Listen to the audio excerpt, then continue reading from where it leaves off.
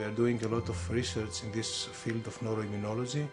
The latest step was to proceed in a human trial, and this is indeed what was done here. This is the first ever done in humans with ALS and multiple sclerosis by using intrathecal injection of those stem cells.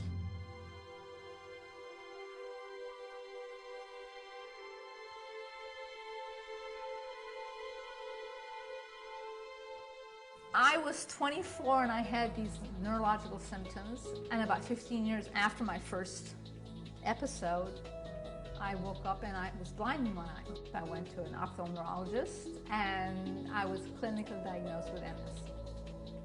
When I realized that I had MS, I hung up the phone on my doctor and I was screaming. 2 years ago, a friend of mine comes up to me and said, "David, did you read this article in Hadasah magazine about what they're doing in Israel in stem cell research?" Brought it home for Linda to read.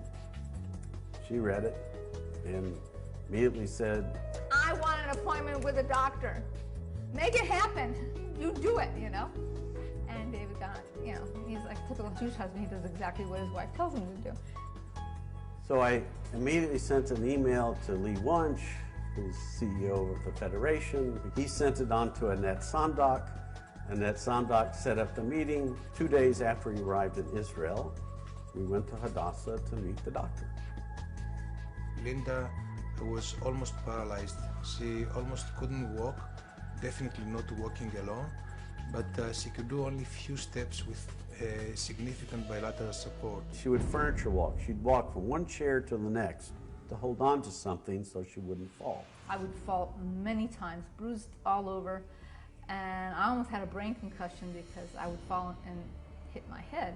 She was actually referred by a famous neurologist in Houston who sent her here since she did not respond to the regular treatments for multiple sclerosis. Took a physical and he said, "You're a good candidate." He told her, "I think I can help you.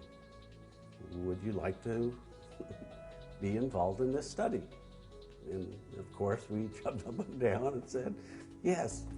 I mean, it's still emotional because it's helped her so much. We take under local anesthesia, we harvest the bone marrow. Boom, boom, boom. Harvesting was, they put you to sleep for 20 minutes and they take the stem cells from your bone marrow. It was a small procedure. And then we find that this very small population of those specific stem cells, and we culture them in order to increase their number. We can find in the beginning some thousands of these cells, and then we raise them up to tens of millions.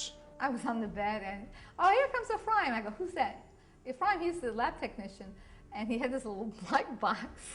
I said, "What's that?" He goes, "Your stem cells." And I said, "Don't drop it!" The cells are injected either through the spinal fluid, which means by a lumbar puncture, or into the bloodstream, and this is done by injection performed in the neurology department.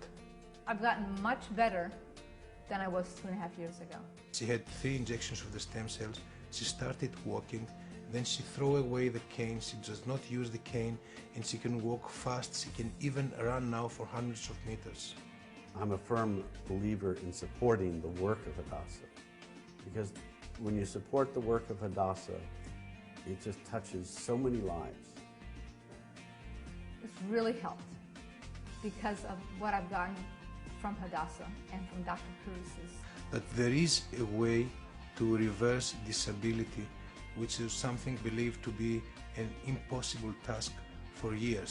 When you see a muscle which is paralyzed and then gains much of its function, when you can see a patient who couldn't walk and now can walk, this is a huge excitement. As you may understand, unfortunately, we are now at the point where we cannot accept additional patients at this phase. If we continue these projects, then there may be a solution of cure for diseases like multiple sclerosis. And this will come from Hadasah.